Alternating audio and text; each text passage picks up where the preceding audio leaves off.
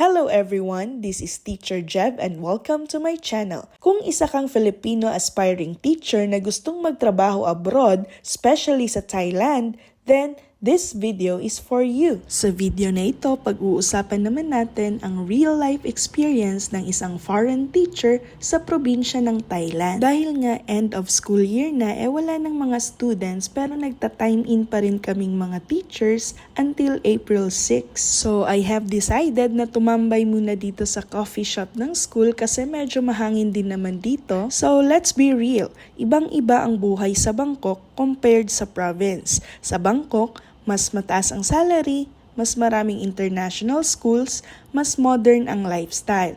Pero mas mahal ang rent, mas stressful, and mas competitive.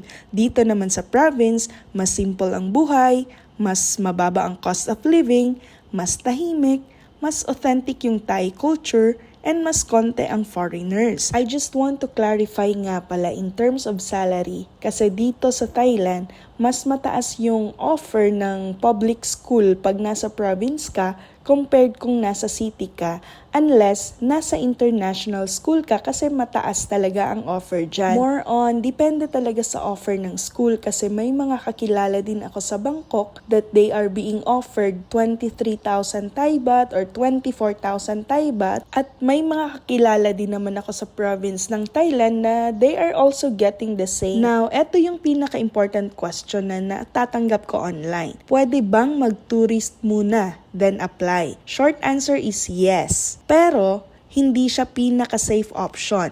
Some people ginagawa yan, pupunta dito as tourist, then walk-in applications sa schools. Possible siya, especially sa provinces. Pero risky. Walang assurance na ma-hire ka kaagad, magastos if matagal kang walang work, and visa process can be stressful. So, mas recommended ko talaga, you have to apply online first. Send your resume, diploma, teaching experience, maghanap sa Facebook groups, job websites, direct school applications, and then once may offer ka na, dun ka na pumunta dito. Mas secure, less stress. Now, nagawa mo na lahat to, nag-send ka na ng resume, diploma, yung teaching experience mo, pero wala ka pa rin natatanggap na email. Eto, bibigyan kita ng tip. Alam mo ba yung apostille documents? Ang term na ginagamit neto before is red ribbon. So, make sure na authenticated yung TOR at diploma mo sa DFA or Department of Foreign Affairs. Now, kailangan ba talaga na may TEFL or TESOL certificate ka? No.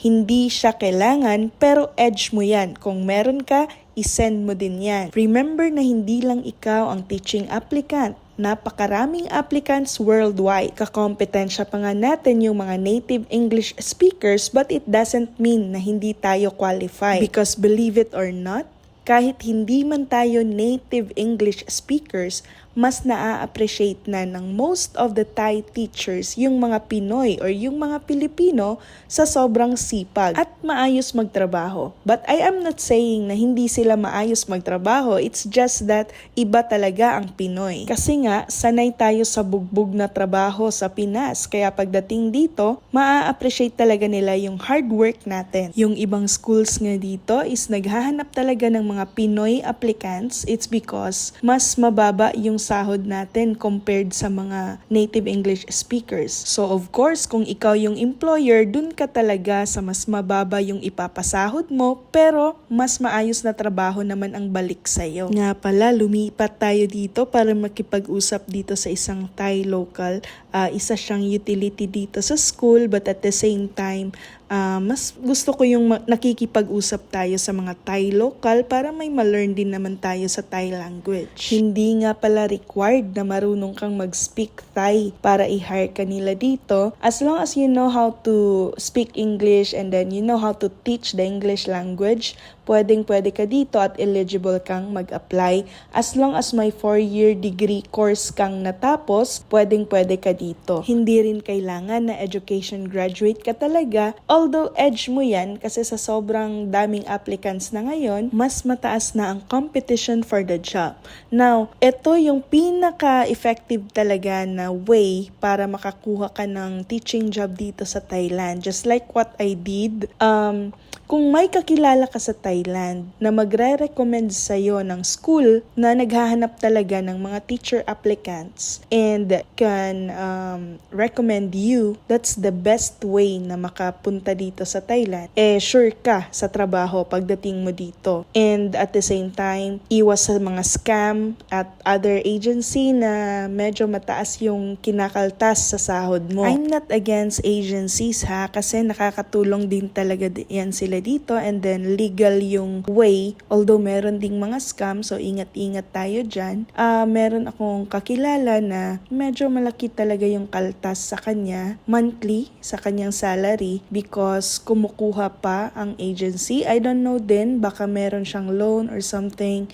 Hindi na ako nagtanong pa masyado kasi we are not that close. International school yung napasukan niya na 42,000 Thai baht nga raw yung monthly salary, pero yung nakukuha niya na lang is 27,000 Thai baht a month. So I don't know if meron ba siyang mga dapat bayaran muna sa agency, bakit ganun kalaki yung kaltas ng agency. So anyway, I highly recommend na direct hiring at tsaka may someone na mag-recommend sa inyo. Just like what happened to me. So, nag-replace lang ako dito ng teacher na papunta na siya ng US, which is a friend of mine. So, ako lang yung nirecommend niya for the position. So, ang dali-dali lang ng naging proseso, it's because it's direct hiring. And one more thing, nakapagpasok na din tayo dito ng isang friend na galing din ng Pilipinas, and it just so happened na nakapagpa-apostil na siya ng kanyang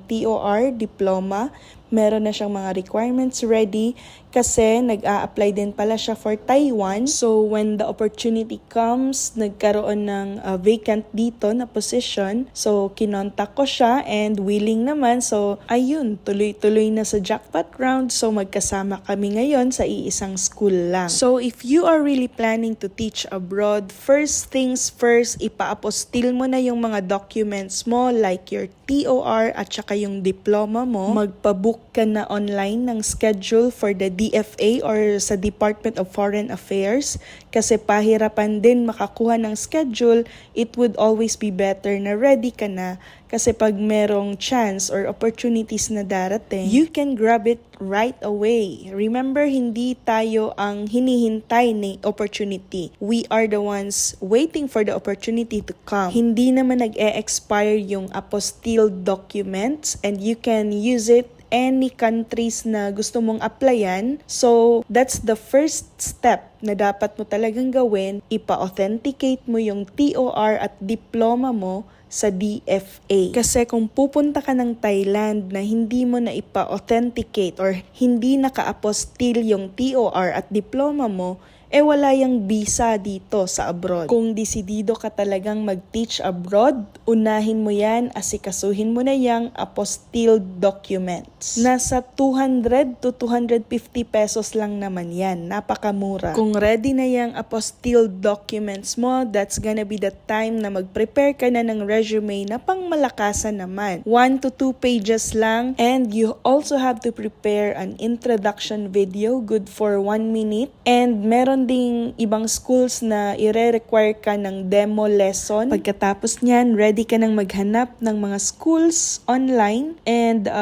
FB pages na nagbibigay ng mga link kung saan ka pwedeng mag-send ng resume at yung ibang requirements mo. Or better yet, magtanong ka sa kakilala mo na nasa Thailand na talaga para legit yung link at school kung saan ka mag-send ng requirements. So that's it. Kung may mga questions ka pa, feel free to ask and comment down below. At kung nakatulong sa'yo ang video na ito, baka pwede namang makisuyo ng isang like and subscribe ka na din para updated sa mga latest videos. You can also suggest kung ano yung mga topic na gusto mong gawan ko ng video. Thank you so much for watching!